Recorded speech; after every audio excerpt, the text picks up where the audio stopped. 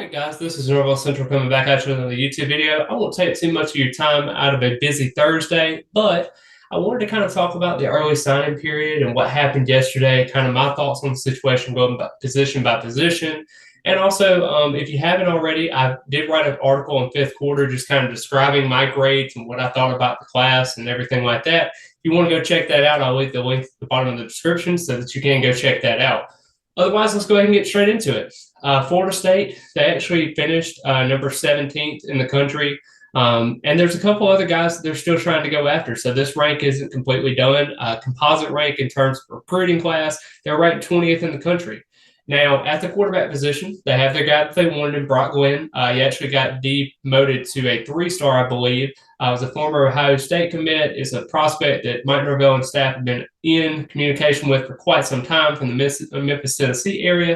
And it's been a guy they've been kind of highly coveted for. And I think this is a guy that when you add a Jordan Travis coming back for next season, AJ Duffy, Tate Rodemaker, and guys like that, I think you can build this and get a guy that is proficient like a Brock Glenn is. And I could even see him being like a Ben Roethlisberger type. He's very strong in the pocket, can make accurate throws, and has a live arm. So I think that was a very good get for Florida State to be able to secure that one and get him to sign on signing day, the early signing period, and come in pretty early for that.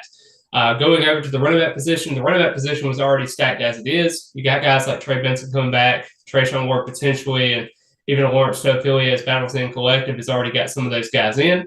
But the thing with it is you got a 4-star in Sam Singleton, who I think is a very talented prospect. I think you got a good prospect out of this. I know everybody wants to talk about everything with 5-star Cedric Baxter signing over at Texas and staying with that commitment. A lot of those fans were actually talking about how Baxter can actually join the class. I didn't really see it as a possibility, but, it is something to kind of worry about as you go through. But we'll kind of figure out everything as we go through. I mean, this is a situation where Florida State can kind of use to his advantage. I think this is a situation where Florida State can really utilize the running back position, and they've done a really good job. So really, when you look at it with everything going on, I think the running back position is in a very good state. Speaking of a good state, the wide receiver position, they actually landed 3 prospects that are very highly regarded, and 5-star Hakeem Williams. That is a great get for Florida State, able to get him to sign. He is not like Travis Hunter, as he talked about before in the ceremony. You talk about 4-star Vandrevius Jacobs. He is a speedster slot receiver out of Vero Beach. And then you also got a guy like Goldie Lawrence out of Seminole High School, and I think he is a possession wide receiver that can stretch the field if he needs to be, and he can go up and high point the football at a high level. I think those 3 receivers are very good. Mike Norvell talked about how he didn't really want to get a transfer or anything unless something happened. You also got the infamous Destin Hill that is supposed to be enrolling as of May. So we got to see about that, as Sam Spiegelman made that report earlier this past month.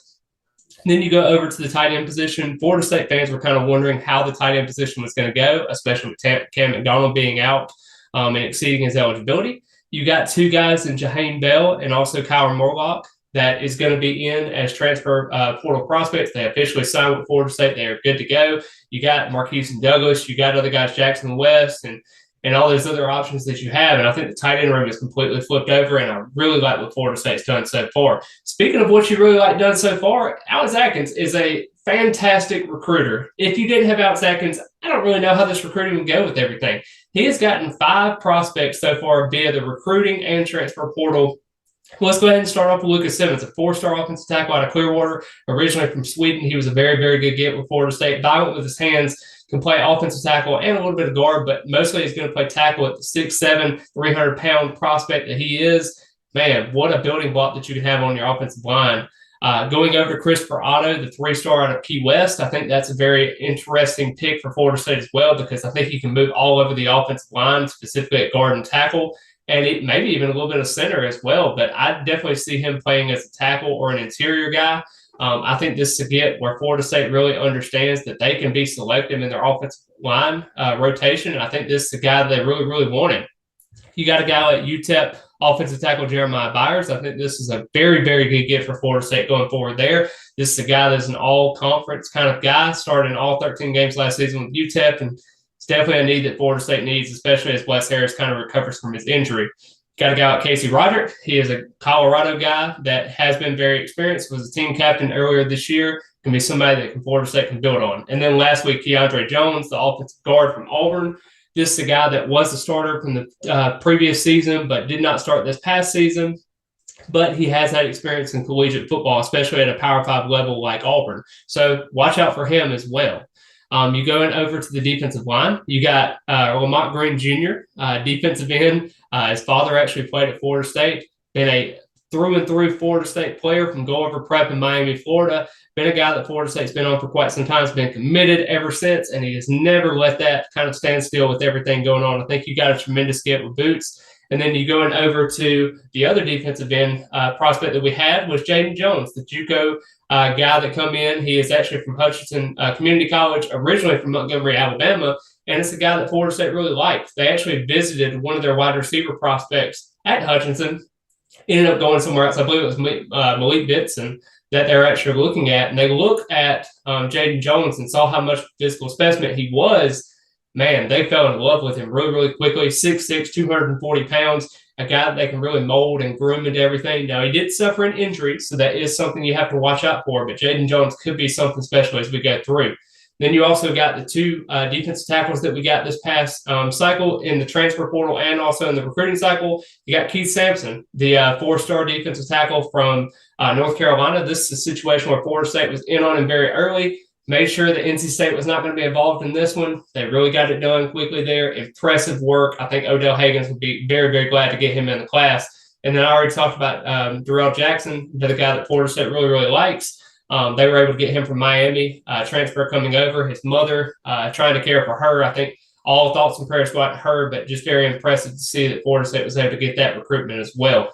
Going over to the linebacker position, this is a position that I thought was going to be a little bit more worrisome. But now that when you got Tatum Bethune and Kalen DeLoach back in the lineup for Florida State, I think this is a situation where you can take advantage and be more selective. But, man, you got a prospect and four-star linebacker Blake Nicholson from the California area. I think this is very impressive for Florida State to get. Very dynamic weapon, especially even at running back. He had 2,000 yards this past season. So just kind of looking at that, Blake Nicholson is definitely a stud, as I say so myself. Then you're going over to the other side where you got DeMarco Ward. He is actually from Duluth, Georgia. This is a situation where I think Florida State's done a really good job there in this recruitment. He's kind of an underrated prospect that not a lot of people talk about, but he is going to be practicing with the bowl game and trying to get some of those experiences as the waiver goes through. So that'll be very impressive to get that experience early on, especially with Nicholson possibly being a summer enrollee. Then you're going over to the defensive backfield, which I think definitely needed the most work in terms of just skill sets and guys that they really needed in this. You know, they already had Kenton Kirkland, KJ Kirkland, if you don't know, from the Jacksonville area, Jarrell Riles from Pensacola, and then you also had Quindarius Jones from Mississippi. You also had those three guys already committed to the program. You got them, were able to sign them. I definitely think that Kirkland is probably the best out of those three, but I really do like him. I like all three, and I think they bring a lot of skill sets to the table. Then you got a guy like Edwin Joseph, who I think is going to be a really, really good stud. I don't really think he's a high three-star prospect. I think he's more of a low four-star, as some recruiting databases have already had him. But definitely somebody that Florida State definitely needed in this class, and they definitely got him. I think this is a guy that can be a stud coming up. You also got a guy like Conrad Hussey, who's going to be deciding between Penn State, Miami, and Florida State tonight at around 6 o'clock. That's going to be something to kind of watch out for there. Can Florida State close the door on this elite prospect? You know, that's going to be something that's going to have to take watch there, and we'll see how Florida State kind of closes in that regard. But just overall, that's the class so far. The one blemish of the whole day, basically, was Keldrick Falk, the four-star defensive end prospect from Highland Home, Alabama. He has had a lot of interest in Auburn. Of course, he has visited that Auburn campus about 4 times since he committed to Florida State back in July. And this was a concern that Florida State has had throughout these last couple of weeks and months. And Auburn's never really had a coaching staff in place until about 3 weeks ago when Hugh Freeze was actually announced that he was hired. They established their staff together. And it's very disappointing because Florida State was able to get him on an unofficial visit that past weekend, right before early signing period. And then you turn around and he visits Auburn that Sunday afternoon as an unofficial visit. And that is something very, very worrisome that the staff had to worry about. And unfortunately, we were unable to close the door on a recruitment like that. It is very unexcusable at that point because I do think that you needed to get a guy like Falk in.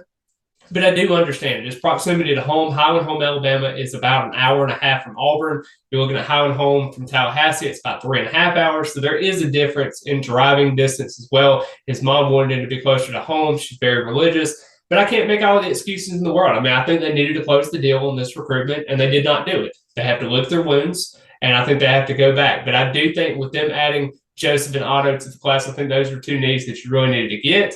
But, there are some guys that you really needed to connect on. Cam Robinson, the 4-star linebacker, Virginia commit that signed with Virginia, that was a big loss. I think that you really needed to get that guy in. You had momentum going in because he visited December the 9th through the 11th. And this was a situation where I thought Florida State had enough momentum. He was going over to NC State, I believe, before making a final decision. And unfortunately, he wasn't able to go through, and Florida State wasn't able to seal the deal there either. So it isn't that much of a deal with him, but with Keldrick Faulk, when he's your second best player in the class, I think that is a little bit more concerning. But I do trust Mike Norvell in their evaluations. But at the end of the day, you can't afford to basically get a smaller recruiting class. Even though I thought this recruiting class was going to be small in the first place, you can't lose out on high priority prospects like him, especially from the Auburn, Alabama area in that regard. So when you're looking at other guys like that, you can't really build your whole team off of transfer portals because, as you've seen with this defensive end cycle that you have, there's no Jared Verse. There's no Jermaine Johnson in the portal. It's more along the lines of you're taking risk on some guys that are not really developed or fully developed yet. Maybe Jared Verse ends up coming back for this season. Who knows? I mean, he hasn't announced just yet. I expect that announcement to be probably made after the bowl game. But just kind of figuring out how everything goes, man, this is going to be something that's very pivotal for Florida State. I don't really think this class alleviates to a top 10, top 15 type of class and being able to take that next step as a program. But I do think it is a nice foundation for kind of pushing all of your chips in front of the table, being able to kind of go all in on 2023 because everyone is talking about ACC championships and can Florida State make it to the college football playoff? I know it's a far-fetched dream, but at the end of the day, that's where Florida State fans are at this point. And I do think that if you want to make that next step as a program, I think you have to understand that you have to do a little bit better in closing out some of these prospects on National Signing Day and also getting better relationships throughout the state of Florida. I think that's very important going forward there. But I do like where Florida State's going. I think they're probably going to take about 8 or 9 transfers. They have 6 signed right now, so we'll kind of see how that goes. Maybe not done so far with recruiting, with Conrad Hussey still out there trying to decide tonight. But overall, I think Florida State did a solid job. I would give it a C- right now. But if Conrad Hussey decides to come on to the program, I would give it a C. So I think it was a solid day. I think Florida State did what it needed. I think the Faulk commitment and decommitment from Florida State, I think, really did them a number in this recruitment. And I definitely think that that could be something they can work on in the future as we go forward. But I really appreciate all the love and the support. Tried to put it in a condensed fashion as much as I could. Tried to put all the information out there that I could as well. Please like the video, comment your thoughts, subscribe to the channel. It is completely free. I'm trying to get closer and closer to 2,000 subscribers. If you could just hit that notification button as well, so that way you'll be informed every time that I make a video, so that way I'm not sharing it and you've already seen it 20 times. Please do the best you can with everything. If you have any questions or anything, please feel free to contact me at my Instagram account at Norvell Central and also my Twitter account at Central Norvell. And as always, I hope you have a great rest of the day and go Noles.